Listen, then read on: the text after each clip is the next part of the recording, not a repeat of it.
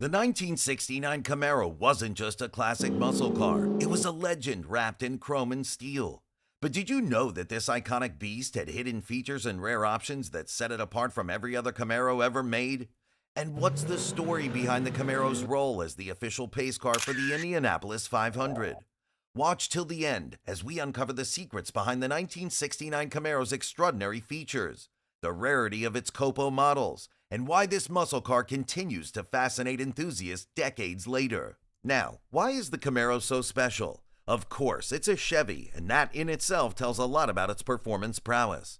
Other Chevy legends include the 1970 Chevelle SS, referred to as the King of the Streets, or the Corvette famously referred to as America's sports car. But the 1969 Camaro has more to offer than just the famous brand name. Headlight washers were standard for only the 69 Camaro, and similar to windshield washers, they were operated by vacuum. These washers came as standard if you chose the Rally Sport or RS package or were available as an option. Other novelties of the 1969 Camaro included variable ratio steering for the first time. This made the car easier to handle because the wheels turned more as you turned the steering wheel, giving you faster steering without making it too sensitive during straight-line motoring. When it came to the interior, the 69 Camaro had a revamped dashboard with square-shaped main gauges and a smaller gauge in the middle. If you went for the special instrumentation option, your tachometer would take the main spot, while other gauges like fuel and temperature were moved to the console. The Camaro SS of 1969 was the last of the generation. When Ford introduced the Mustang in the market in 1964, it created a storm in the auto market.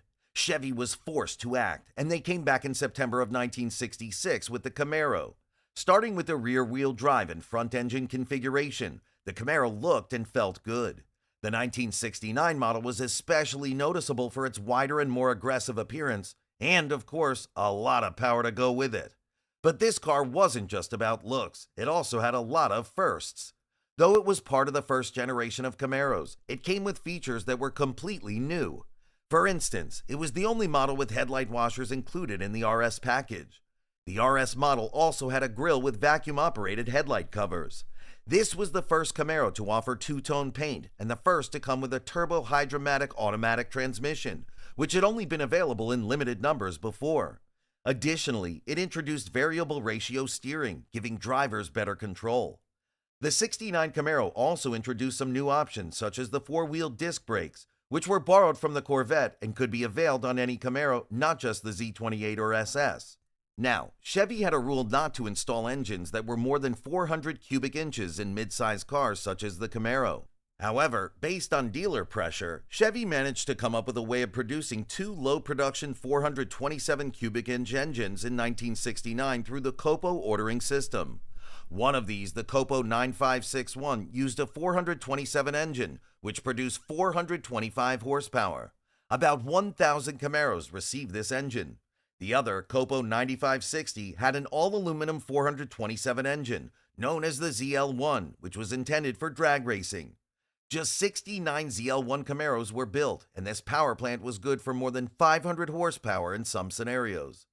The 1969 Camaro also came in a special version known as the Indianapolis Pace Car Replica. About 100 of these were built and used as official cars for important guests and the press at the 500-mile race.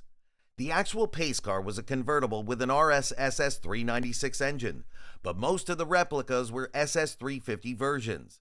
Later on, Chevy made a pace car package available to the public on February 4, 1969, called the Z11 Indy Sport convertible option. A total of 3,675 of these were made. They also offered a Z10 Indy Sport Coupe option, but it was rarer with only about 200 to 300 cars produced. The 1969 model year was supposed to end earlier, but it got extended until November 1969 because there were manufacturing issues that delayed the launch of the next generation planned for 1970. Now, let's talk about the base model of the 1969 Camaro.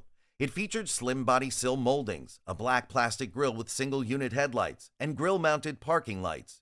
It had small, bright metal hubcaps, taillights with shiny bezels and built-in backup lights, and moldings on the windshield pillars and rear belt. If you had the convertible version, it came with a manual operating top. Inside the car, you'd find color-matched vinyl trim, strato bucket front seats, and durable cowl side panels with ventilation grills. It also had matching carpeting, front armrests with shiny bases, a cigarette lighter, an ashtray built into the instrument panel, automatic door switches for the dome or courtesy lights, a locking glove compartment, and friction-type vent windows. In convertibles, you also got built-in armrests and dual courtesy lights. Under the hood, you could choose between a 140 horsepower 6-cylinder or a 210 horsepower V8 engine. For the Z28 or Super Sport versions, you could get a functional Super Scoop hood. If you went for the Rally Sport package, the Camaro got some extra flair. Outside, there were RS emblems on the grille and rear fuel filler cap, a full-width black lattice grille with hidden headlights, lower body side molding, and a black accent just before the molding for certain colors. It also had color-matched body accent stripes, special styling for the front parking turn lights, sporty backup lights, shiny metal moldings around the wheel openings, and a bright drip gutter molding on sport coupes. Inside, the RS package added an RS emblem on the steering wheel. But the SS350 Camaro had some distinct exterior features. It had color-matched stripes on the hood and fake vents on the hood to give it a sporty look. You'd see SS letters on the front fenders and an SS350 emblem in the middle of the grille. At the back, the fuel filler cap also had an SS350 emblem. Inside the car, there was an SS350 emblem on the steering wheel. The car came with red striped tires, adding to its bold appearance. As for the mechanics, the SS350 came with a 350 CID engine, which delivered 295 horsepower. It had a 4-barrel carburetor and dual exhausts, and was therefore very powerful. This was also an SS396 model, and this one came with standard 396 CID engine, which was good for 325 horsepower. For even more power, there were higher output versions of the 396 engine that cranked out 350 or 375 horses. However, it should also be pointed out that few of the Copo Camaros were SS models. In fact, most of the orders were for base models. Now, the Z28 was for customers who wanted a Camaro built for racing, especially for the Trans Am series. It had a small block 302 CID V8 engine with aluminum intake manifold and a 4 BBL Holley carburetor. The Z28 also had special suspension, power front disc brakes, as well as a Muncie 4-speed close ratio manual transmission. There was also an option called Positraction, which assisted in the matter of traction during hard acceleration. It was common to find the Z28 car equipped with wide racing stripes on the hood and trunk lid, but these could be removed if the buyer did not like them. The power was officially declared at 290 horsepower, but this was quite a conservative figure used to reduce insurance premiums as well as to conform to some racing statutes. It was not entirely a new car, as many of the features that were used in its construction were adopted from the earlier models, especially with regards to the drivetrain, but it was a new car in as much as it offered a lot of new options. It had a number of engine options, the 350 cubic inch 5.7-liter V8 and the larger L35 and L78 396 cubic inch 6.5-liter big block V8 power plants. The Camaro could be had with a V8 or 6-cylinder engine as standard equipment, but to turn up the heat, there was the SS package. One of the many things that made the '69 Camaro SS unique was that it came with some of the best engines available. Now, even though the '69 Camaro SS isn't always remembered as the fastest car of its time, it definitely held its own. Here's an interesting fact.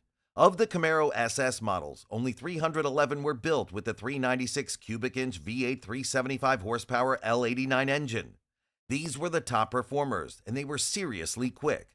In fact, Supercar Annual Magazine recorded a quarter-mile time of just 13.0 seconds at 108.6 miles per hour for one of these rare beasts. Pretty impressive, right? It's no doubt that the '69 Camaro was the best-selling model of the first generation, with 243,085 units sold during a production run that lasted from September 1968 to the end of November 1969. It was such a hit that this record wasn't beaten until 1978. Despite being part of the first generation, the 1969 Camaro got a major facelift inside and out. The exterior had new sheet metal, sharper angles on the grille, and a more aggressive stance with flattened wheel wells. The Rally Sport models even had unique vacuum-operated covers over the headlights, featuring see-through slits in case the covers got stuck.